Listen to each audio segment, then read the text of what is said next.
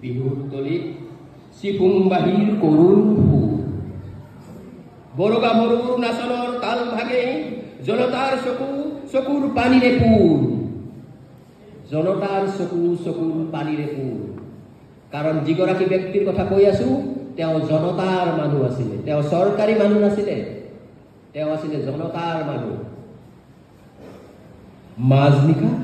কোনোৱে ৰাজ আলিয়েদি আক্ষেপ কৰি যায় বিষ্ণু ৰাভা নাই নিজান চেলত তুমি হাৰে আছে ক্ৰূৰ ইটাৰ দেওয়াল বন্দি তোমাৰ কণ্ঠৰ পুৰ নাচনৰ লয়লা তুমি হাৰে আছা আৰু জাগ্ৰত জনতা নিদ্ৰাবিহীন ৰাতি জাগ্ৰত জনতা চিৰদিন হাৰে আছে বিষ্ণু ৰাভাৰ লগত বিষ্ণু ৰাভা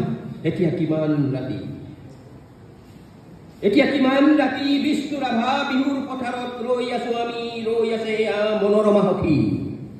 ৰাজপথ জুৰি নৱ উন্মেঘ ধ্বনি হেজাৰ জনৰ অবিৰাম কুৰুলি সকলোৰে মুখ প্ৰশ্নমুখৰ আজি ই বিহুৰ ৰাতি সকলোৰে মুখ প্ৰশ্নমুখৰ আজি বিহুৰ ৰাতি বিষ্ণু ৰাভা নাই কাৰাগাৰৰ দ্বাৰ কেতিয়া মুকলি হ'ব বন্দী সৃষ্টিয়ে কেতিয়ানো প্ৰাণ পাব প্ৰাণহীন আজি গীত মাতপুৰ প্ৰাণহীন বিহুতালৈ বন্দী শিল্পীৰ বেদনাত জাগে ৰঙা জীৱনৰ উন্মাদনা সঁচা আবেগৰ ৰোল মাছ নিশা কোনে মৰি খালি জুৰি চিঞৰি উঠে কল্লোল বন্ধু জীৱনৰ কল্লোল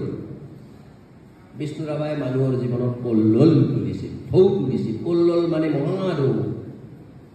উত্তাল ঢৌ কোৱা হয় কল্লোল সাগৰত উঠে আৰু বিষ্ণু ৰাভাই শুই থকা মানুহক জাগৰণ তুলিছিল জাগ্ৰত কৰিছিল এই কল্লোলৰ দ্বাৰা অৰ্থাৎ তেওঁৰ কৰ্মৰ দ্বাৰা তেওঁৰ কৰ্ম কি আছিল তেওঁ একেধাৰে আছিল চিত্ৰকৰ একেধাৰে তেওঁ আছিল কবি একেধাৰে তেওঁ আছিল সাহিত্যিক তেওঁ আছিলে নাট্যকাৰ অভিনেতা সৈনিক কৃষক ভ্ৰমণকাৰী গৱেষক তেওঁ কি নাছিল তেওঁ এটা সময়ত এই বিষ্ণু ৰাভাৰ প্ৰামাণ্য গ্ৰন্থ লিখা তিলক দাস নামৰ